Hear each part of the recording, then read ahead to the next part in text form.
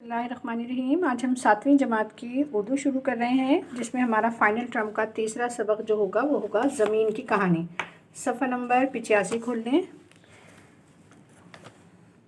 جی، میں زمین ہوں جس پر آپ سب رہتے ہیں، میں کب وجود میں آئی اس بارے میں کچھ نہیں جانتی۔ آپ لوگ صدیوں سے معلوم کرنے کی کوشش میں لگے ہوئے ہیں کہ میں کب وجود میں آئی، لیکن آپ بھی ابھی تک کسی حتمی نتیجے پر نہیں پہنچ پائے، بس اندازے ہی لگا رہے ہیں۔ ہاں، میں نے اپنی پیدائش کے بارے میں کہانی سن رکھی ہے۔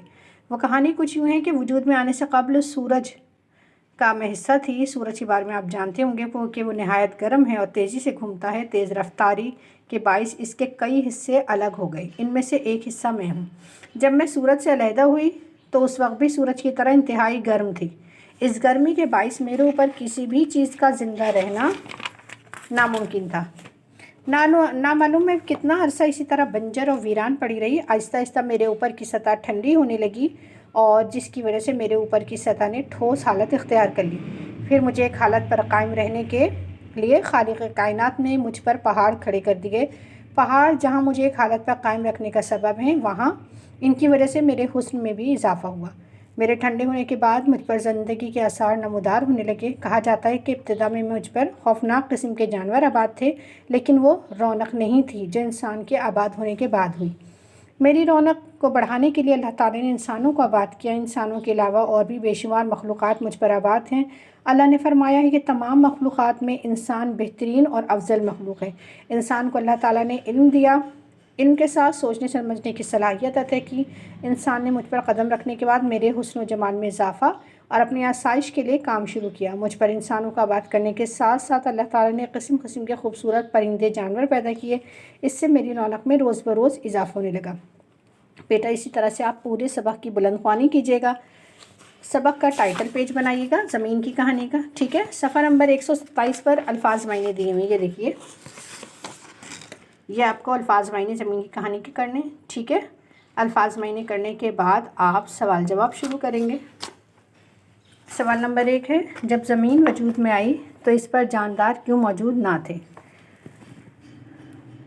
جب زمین سورج سے علیحدہ ہوئی تھی تو اس وقت زمین بہت گرم تھی، انتہائی گرم تھی۔ اس گرمی کے باعث زمین اوپر سے کسی بھی چیز کا زمین پر رہنا ناممکن تھا۔ زمین کے ٹھنڈا ہونے کے بعد اس پر زندگی کے آثار نمودار ہونا شروع ہوئے تھے۔ زمین کے اوپر کی سطح کیسی ہے؟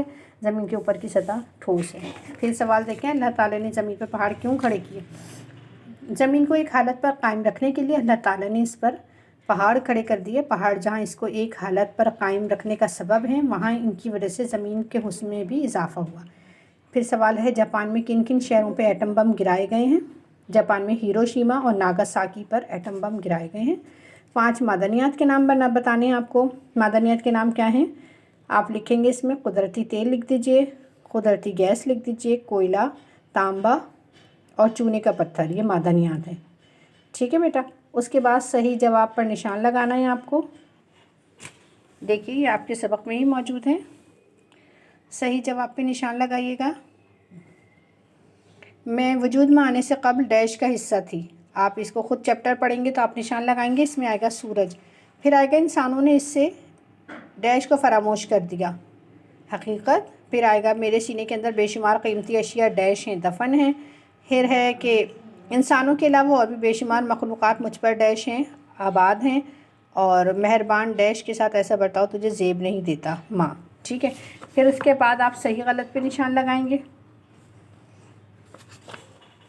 میں تو تیرے لیے مہربان دوست کی طرح ہوں، ٹھیک ہے؟ یہ کراس لگا دیجیے گا۔ میری رونقوں میں روز بروز اضافہ ہونے لگا، یہ صحیح ہے۔ سست رفتاری کے باعث اس کا ایک حصہ الگ ہو کر گر پڑا، یہ بھی غلط ہے۔ زمین پہلے سورج کا حصہ تھی، یہ صحیح ہے، ٹھیک ہے؟ اس کے بعد آپ کو الفاظ جملے کرنے ہیں، یہ دیکھیے۔